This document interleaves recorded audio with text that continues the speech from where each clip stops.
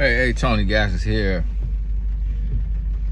Now, I want to touch on this because this is something that comes up a lot of times in my sessions, and it is something that it does break down a lot of relationships, and a lot of people, a lot of women try to break through on this and understand it, but the thing about it is men are different communicators, not necessarily bad communicators, and it's a lot that goes into communication, like your upbringing and the way your parents communicated with you, and then also society and how society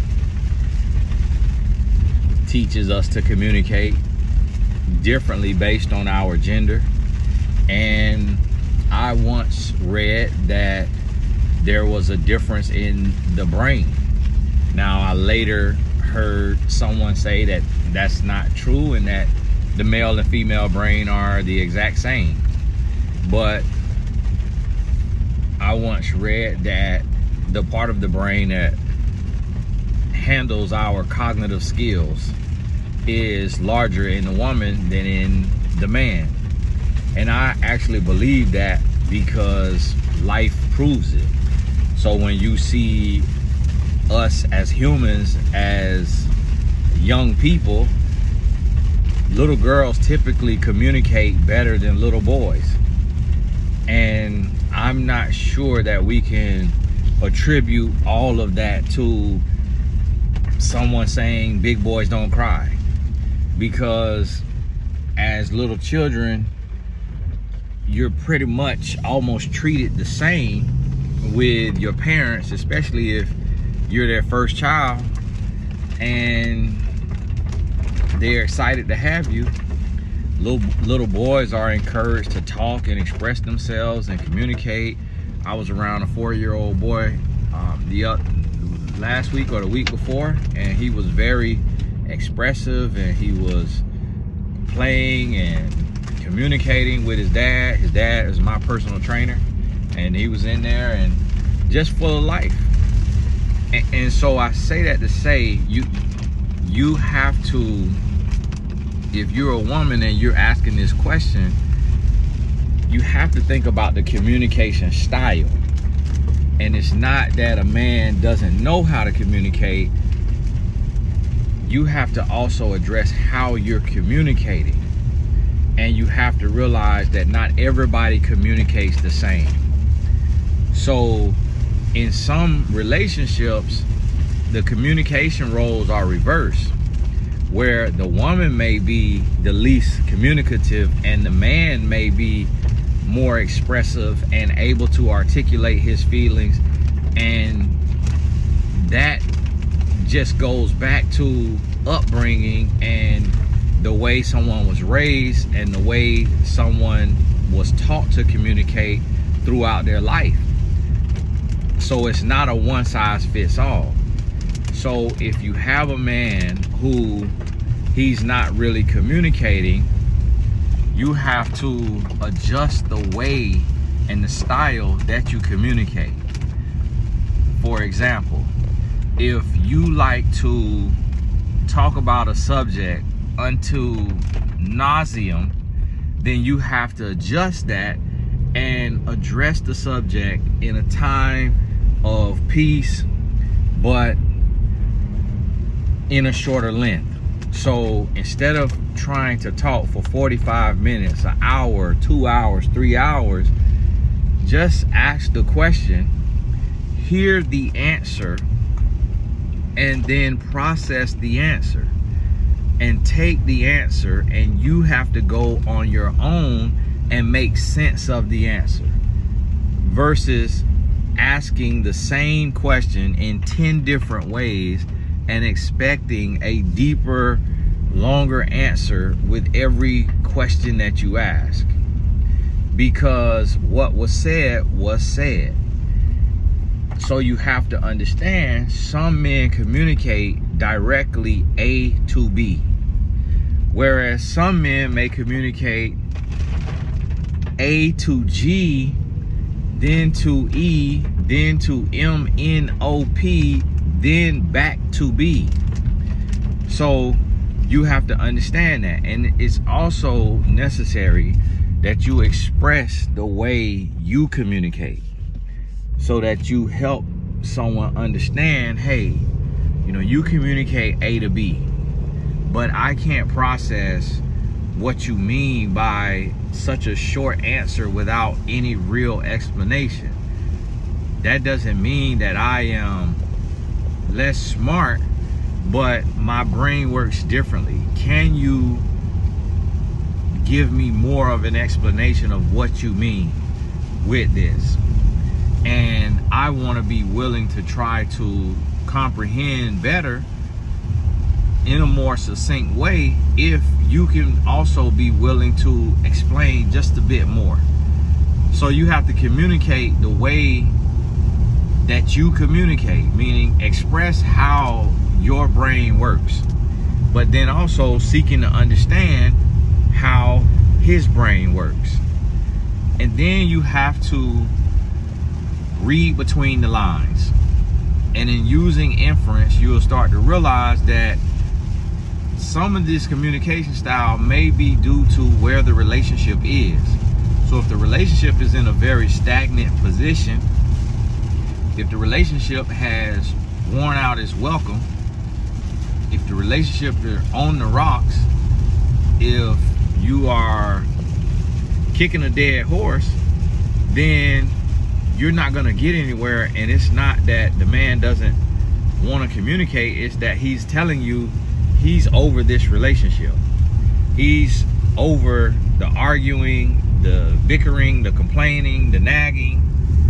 He's fed up with it. He's had enough, and he doesn't want to hear anything else about it.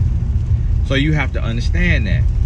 It also takes deep work as an individual when you're trying to communicate with a man, because a lot of times a man's communication style will be determined by who he's talking to. So the same man that won't communicate in a relationship with a woman can be the same man who talks his male friend's ear off. And the reason being for that may be because in the relationship with the woman, he feels like he's being interrogated, and he feels judged, and he feels scrutinized. And then in his friendship with his guy friends, he feels that there is a no judgment zone. He feels that there is a safe space. He feels that he can be himself in its entirety and not be judged and not be criticized, and that his guy friends meets him where he is, seeks to understand, and then gives him unbiased feedback. Whereas when a man is talking to a woman he's in a relationship with, most often the woman's feedback is going to be biased and something that only serves her. So you have to make sure that when you're communicating with a man, that you are also trying to create a win-win situation, not just something that serves you and your interests and what you want, but also understands his interests and what he wants. And then the two of you are able to meet in the middle, and you can form something that actually is productive, something that has longevity. And a man may be asking for that without even asking for that. And then you also have to remember that men and women are not the same. So it always sounds good to say, oh, I shouldn't have to raise a man. I shouldn't have to teach a man how to communicate. I shouldn't have to jump through hoops to communicate with a man. I shouldn't have to do this. I shouldn't have to do that. But what you're not realizing is that he's having to jump through hoops to communicate with you. And he's having to get out of his comfort zone to be in a relationship with you. And he's having to seek to understand and then be understood just as you are. A relationship takes work. And a man and a woman is not the same. So it takes both people doing something that may be uncomfortable, out of the comfort zone, to meet in the middle to serve one another. And this has to be remembered. You cannot go into a relationship expecting everything to be laid out plain and easy. It's going to be work. It's going to be hard.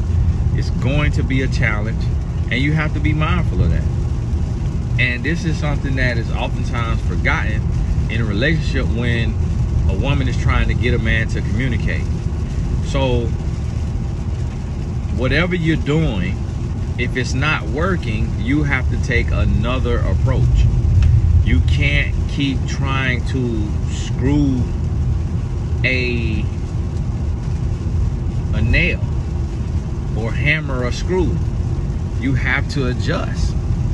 So if what you're doing isn't working, if you are trying to have long, exhaustive conversations, then just shorten it.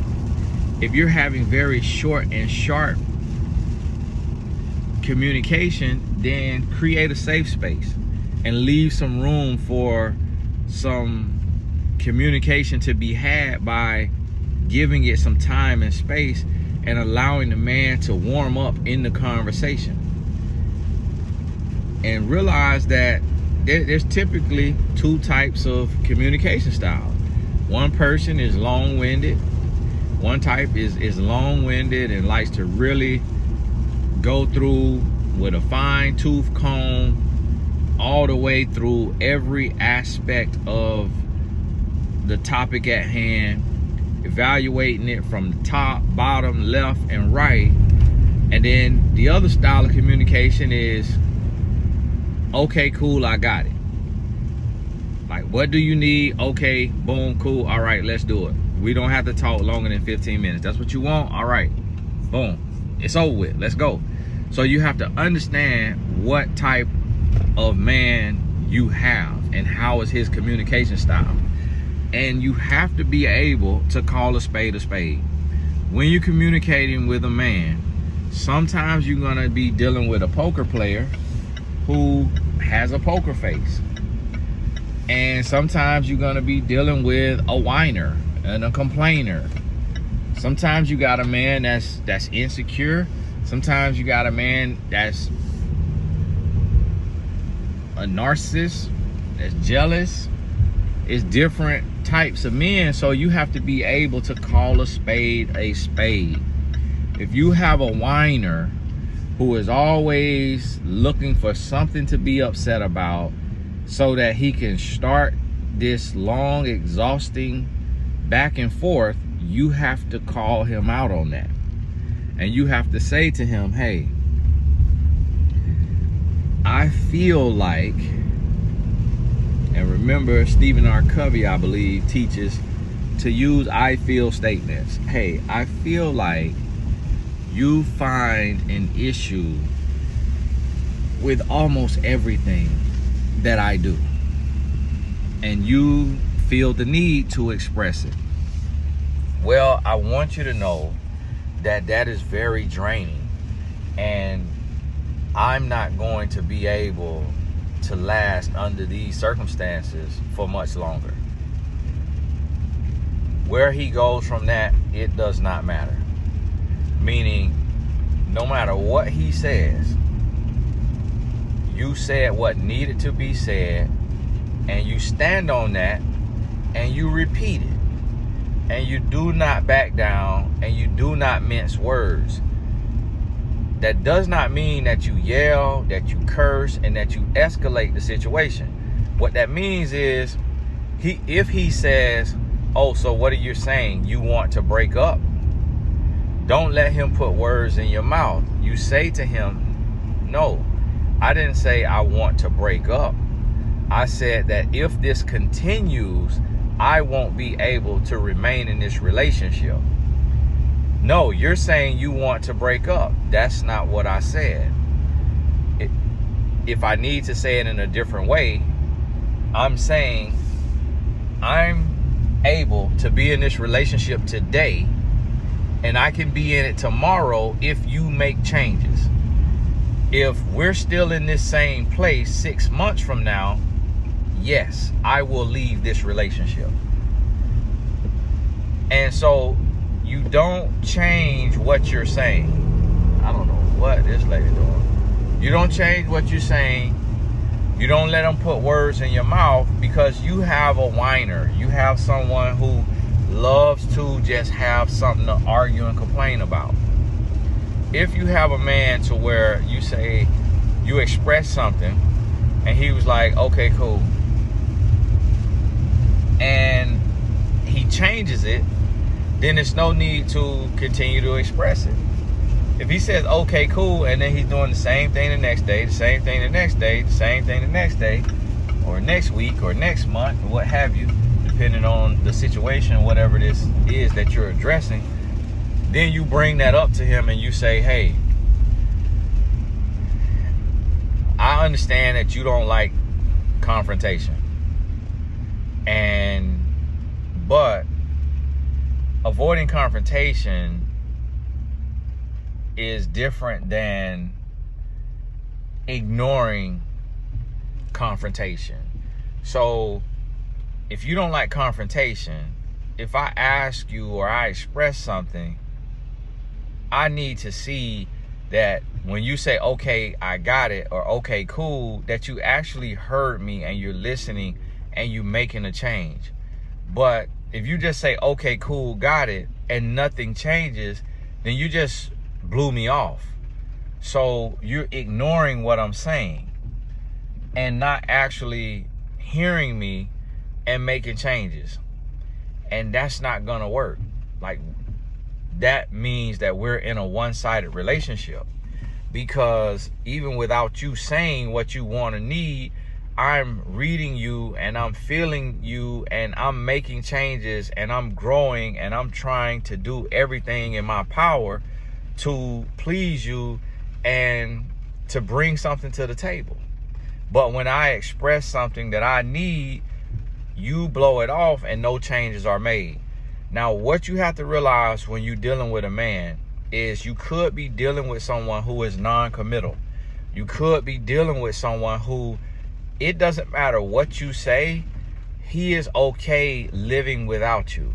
He is okay moving on with his life. Some men are in a relationship just because society says he should be in a relationship. But he may not want a relationship. He may not want you. He may, and you have to be aware of it. And this is another form of calling a spade a spade. You gotta be aware of it, so that if you tell a man what you need, or you say, hey, I don't feel like we spend enough time together, you know, you on the video game 4 hours a day, or you golfing 4 hours a day, or you with your friends 4 hours a day, or whatever time period it is, but we don't go on dates, we're not being intimate, whatever it is you expressing to him, and he said, okay, cool, I got you, all right, we'll do that, all right, we'll do that, and then boom, next week it doesn't happen, and next week it doesn't happen. So now you have to realize that if you have expressed this, and you've expressed this a second time and a third time, you're now dealing with a man who, he believes you're bluffing. He believes you're bluffing, and he believes you are the type of person to talk but not take action. That is the type of man that you have to leave. Like, some men you can talk to and they'll make a change. Some men are far more daring and far more risk-taking, and like a gambling personality, a poker personality. Those men, you have to leave them in order for them to see that you will really leave. And for most of those men, when you leave and say, hey, I can't do this anymore because I've expressed the same thing over and over and you haven't made a change, so I just think it's best that we go our separate ways. You don't say, I think it's best that we take a break. You say, I think it's best that we go our separate ways. to the man, it has to be definite. And for that type of man, it has to feel and look definite for him to make a change. And I know it sounds exhausting. I know it sounds unfair. But what you have to realize, this is human behavior. And there's different types of humans. So there's some humans that their behavior is the type of behavior where they fear repercussions. They fear reprimand. So, like, for me, in this stage of my life, I'm not going to drive past the speed limit. It's not because I see a police sitting up there. It's because a police could be sitting up there and I don't know it. But my heart fears the feeling of police lights coming on and me being pulled over and me getting a ticket and it going points on my license, or I have to take a class. I fear getting in trouble. I fear getting caught. So I would rather just obey the law. That is a certain type of human behavior. And I'm pretty sure behavior scientists have a name for it. But then there are some humans that they're going to speed until they get caught. And when they get caught, and that was me, and then I became this person, they're going to speed until they get caught. And when they get caught, they're not going to speed anymore, like intentionally. Yeah, 5-10 miles over on the highway. That's not what I mean by speeding. I mean 30 miles over the speed limit, 40 miles over the speed limit. That's really speeding. And they're going to speed until they get caught. And then when they get caught, they're not going to speed anymore. And then you have some humans who their human behavior is they're going to speed until they get caught. And even though they got caught, they're going to do it again because they think they won't get caught the second time. And then when they get caught the second time, they may take a little break, but then they're going to do it again.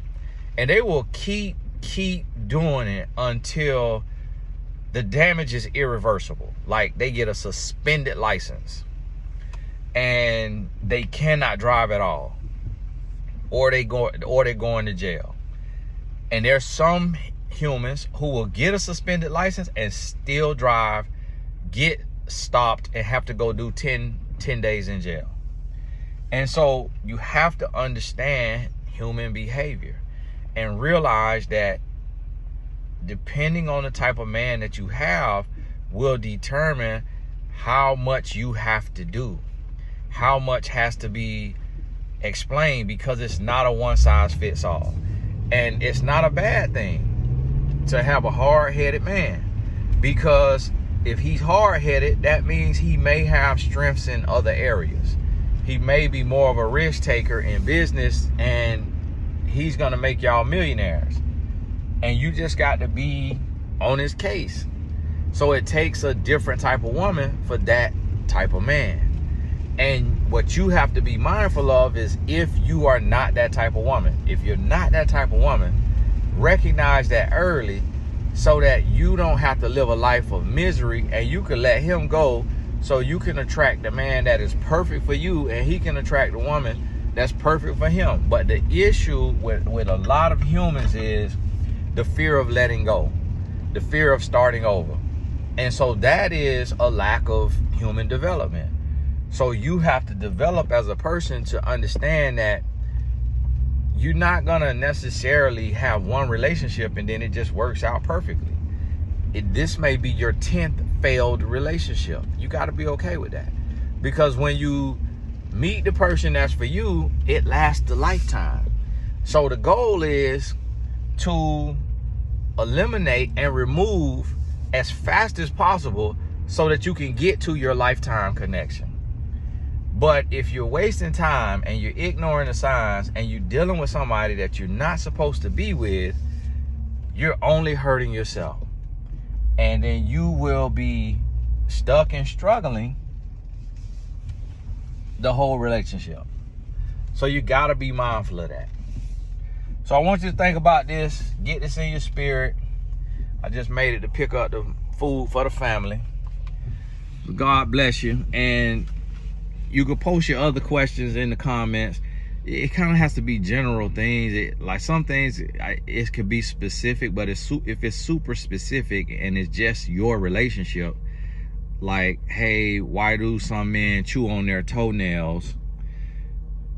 Then that's not going to relate to everybody. So y'all understand that with the questions, and know when you need a coaching session. And if you need a coaching session, then just visit mymentor.life and sign up for a coaching session with me or somebody else. It's mymentor.life.